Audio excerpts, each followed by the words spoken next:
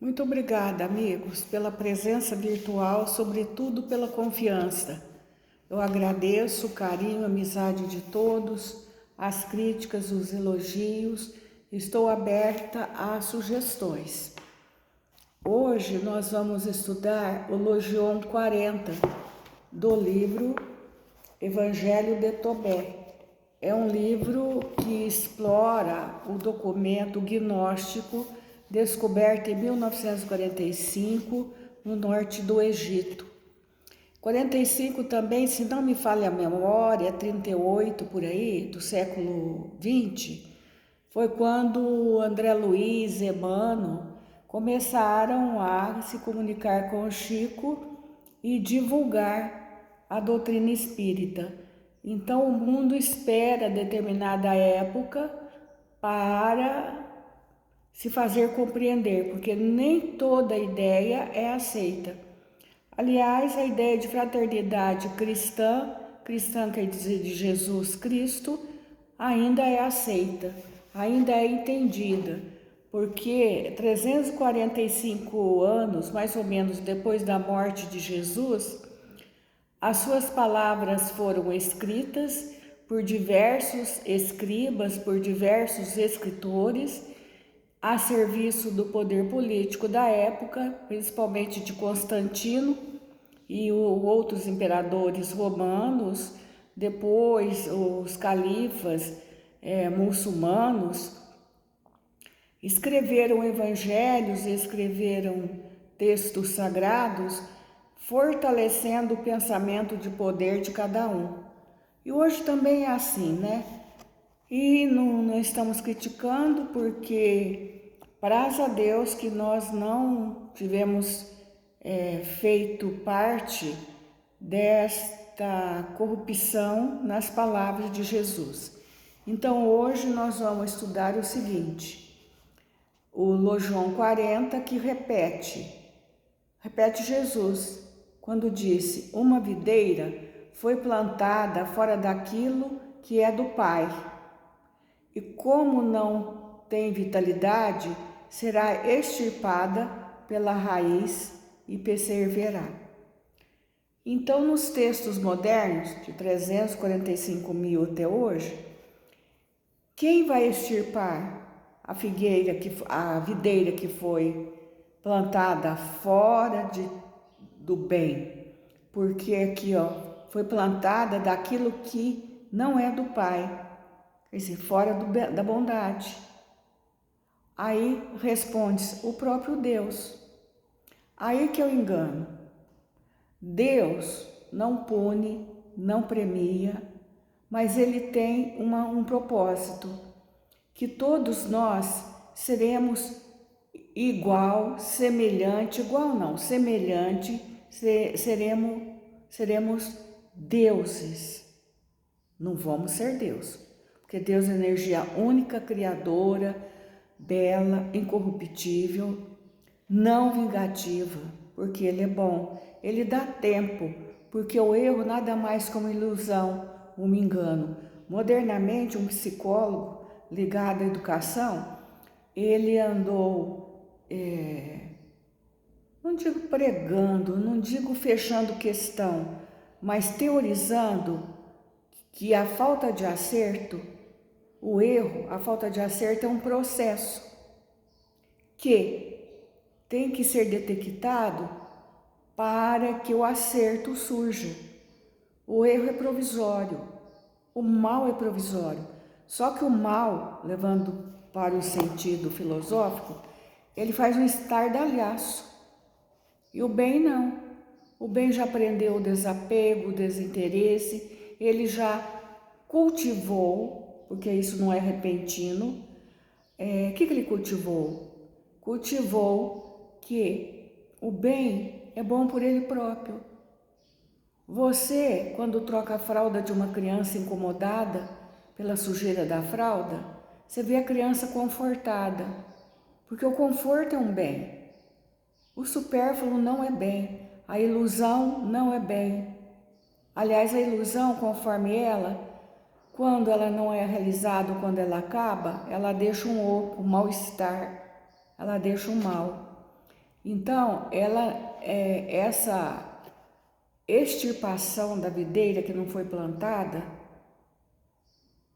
é o processo de desenvolvimento, é a poda da videira, é a retirada das suas cascas, do seu supérfluo. É uma metáfora.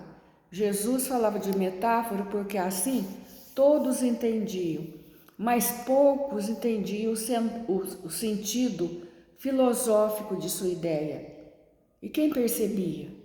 Os mais desenvolvidos. Maria de Magdala, Maria de Magdala, sim, Maria de Magdala, que foi de retirado, foi de podado as cascas. Paulo de Tarso, que as cascas saíram materializadas pelos seus olhos. Maria de Nazaré, que veio já de outras galáxias. São pessoas que entenderam o sentido oculto. A videira somos nós. E nós somos sujeitos a podas. Só que a poda principal tem que ser feita por nós. Nós temos que entender que o crime, o mal, não compensa. Ele só nos leva, nos empurra violentamente para o terreno do mal, que na linguagem espiritualizada tem o nome de umbral grosso ou inferno.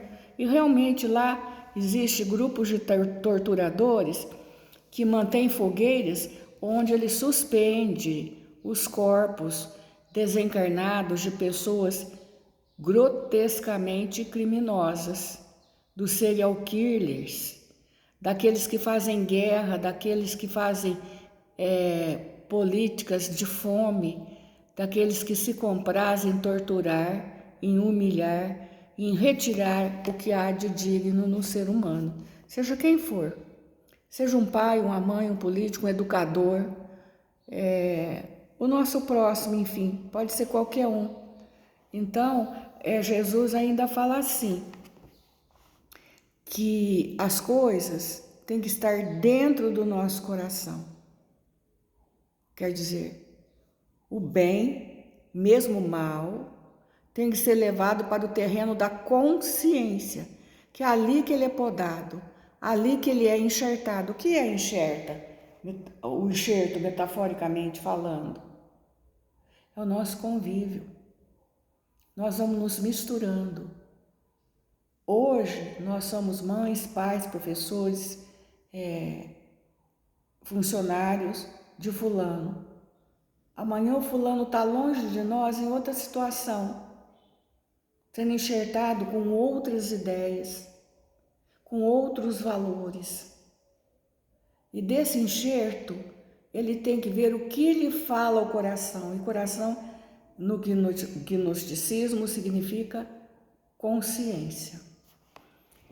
E nessa linha de pensamento, eu pensei o seguinte, só que eu não encontrei muito material a respeito, da influência dos enxertos nos corpos sutis. Vamos voltar à videira. A videira é cada um de nós, certo? Quando uma videira é enxertada, pode acontecer duas coisas. Ela dá frutos mais fortes, saborosos, ela fica sendo do bem, entre aspas. Não que ela tenha uma consciência, gente. Estou usando de uma imagem, de uma metáfora. Ou ela assimila nesse enxerto, nesse contato com outras videiras, porque as videiras somos nós, o que há de ruim. Passa a beber, passa a fumar, passa a matar, de pequenos furtos passa para roubos. Não deu certo o enxerto com essa videira, mas a responsabilidade maior é dela, porque todos nós temos o nosso livre-arbítrio e o nosso coração, quer dizer, a nossa consciência. Todo mundo sabe o que é mal e o que é bem. Mas agora eu preciso fazer um parênteses. Retornar à questão dos corpos fluídicos. Lembra que eu disse que não é só o corpo material? Quando que eu disse? O ano passado, retrasado. Eu ia pegar o livro aqui. Eu condensei vários princípios fortes para uma educação cósmica, uma educação que extrapola a atmosfera terrestre, porque hoje a ciência já está tornando banal a ideia de que existe outras vidas, não com esse corpo, gente. Quer um corpo de cachorro, de gato, de humano, não é isso. Corpo adaptado à atmosfera daquela casa astral, daquela casa planetária, daquela casa estelar, certo? A ciência já está vulgarizando essa ideia, porque já está no tempo certo dessa hipótese ser aceita como um fato mesmo real. Muito que bem. Então deve ter sido uns 3 anos atrás, 4 anos atrás. Falei dos corpos sutis, os corpos imateriais, os corpos que não é matéria. Essa matéria nasceu para nos servir por determinado tempo que a gente combina, quando nós vamos combinar a nossa reencarnação. Eu quero viver 90 anos, porque eu tenho que fazer isso, e acaba vivendo e acaba realizando. Se não realizar, tem que ficar para realizar numa próxima. Não deu conta, o tempo dele foi mal calculado por ele, porque a matéria, esse corpo, essa materialidade da dimensão terceira que é a nossa, ele obstrui a nossa percepção sutis, entende? Então, o que acontece no nosso corpo vai impregnando nossos corpos sutis. E o que esses corpos sutis fazem? Impregnam as energias materiais que nós usaremos ao reencarnar de novo. Então pode ser que o nosso corpo já veio doentio por uma questão astral. E todo mal é doença, é energia mal dirigida, mal usada. Então, por que eu quero dizer isso? Um alcoólatra, geralmente ele é atraído por uma família em que o uso de bebida é facilitado e acaba também alcoólatra. Depois eu falo como é que conserta, viu? Para ninguém entrar em desespero se houver esse caso. Mas também os assassinos. Tem assassino que não endireita, tem assassino que ficou famoso por ser assassino. As crônicas policiais antigas, não muito antigas, cita o nome de serial killers. Por que eles não largam de matar? Porque o corpo sutil se impregnou de energias decorrentes do sangue. O sangue tem uma energia. Não dá para ver a energia do sangue, tá saindo uma fumacinha. Não. Energia é coisa que a gente vê, que a gente não vê, mas é o efeito. Por exemplo, o botijão de gás. O gás tem uma energia, você vê o gás? Não, mas você vê o fogo que ele produz. Tá dando para entender essa questão da relação de energia nos corpos sutis descendo entre aspas, para o corpo material? Então eles não conseguem parar de matar e gostam de matar, gostam da energia do sangue, verdadeiros vampiros. O vampiro suga energia e suga o sangue. Eles sugam, às vezes até os dois. Por que não se liberta? Porque também eles se alimentam do medo. O medo produz não tem um nome certo, a ciência nessa questão do mundo oculto, ela tem que avançar, porque nem termo tem para definir o que o medo promove em termos dessa matéria mesmo, da matéria de terceira dimensão, da matéria bruta.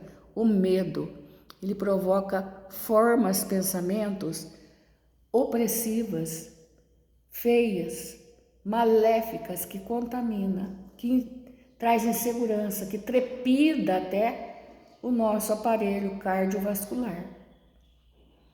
Então, como é que cura? Agora eu vou passar. Entender o processo de viciação, e hoje eu abordei mais o processo de viciação no crime de morte, que mata-se por querer matar. Ah, então a vida para ele não tem valor? Tem valor porque ele nutre daquela energia, pode ser do pai e da mãe.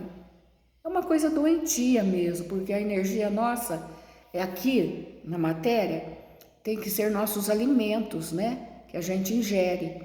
E quando a gente já adentrar a quarta dimensão, que é muito semelhante à nossa, nós vamos querer lá nosso bife, nosso feijão com arroz. E não pode, lá é tudo energia. Então, aqui no mundo, nós estamos esperando até por uma nutrição, por nutricionistas que saibam retirar, por exemplo, a energia do trigo, não o trigo, energia do trigo. E aponte o processo como ele vai se materializar, se for o caso, para nos satisfazer. Olha quanta coisa nós temos ainda que avançar. Então, como que é o tratamento? Gente, o tratamento para um serial killers tem que ser o isolamento mesmo. Num hospital, em que ele seja tratado desde a parte neurológica, principalmente o lobo frontal, que é a parte onde se localiza o sistema de valores, que ele seja podado, entre aspas, até através de uma alimentação mais leve, de menos cunho sanguíneo, para ele sendo limpo, e isso atinja os seus corpos sutis. Nossa, mas quanto tempo, gente? Eu não sei, eu tô esperando assim porque nós estamos, eu acho não, no capítulo 23 do Evangelho de Tomé, porque depois vem os logions, as falas de Jesus, que basta ler para trocar de assunto com vocês. Então eu quero resgatar um livro que eu já conheci há tempos, por sinal é um romance, que explica a evolução de um espírito, passando por tudo isso que eu disse aqui. Viciação as mais diversas e psicopatia, crimes em séries, estupros de mãe, de irmãs, por 1700 anos, que é a média mesmo, que a gente leva, de um modo geral, para fazer a nossa poda, a nossa libertação. Mas eu vou demorar um pouquinho, porque eu tenho primeiro que rever o livro, segundo, esperar o aval das energias superiores, se vai ser ou não ser esse livro. E como eu não sou um bom canal, eu sou um canal muito obscuro, eu tenho que ter um tempo.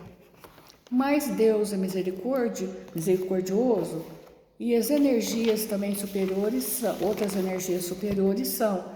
Eles me dão tempo, daí até me demora em voltar a vocês com lives. Mas eu peço perdão e desculpa, e dizer que eu também estou num processo de evolução muito lento, muito difícil, e preciso, e tenho a bondade e a compreensão deles, os imateriais, e de vocês, os materializados.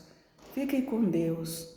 Andai como filhos da luz, porque aquele que anda imprime sinais por onde passa, conforme um apóstolo preferido, Paulo. Obrigada.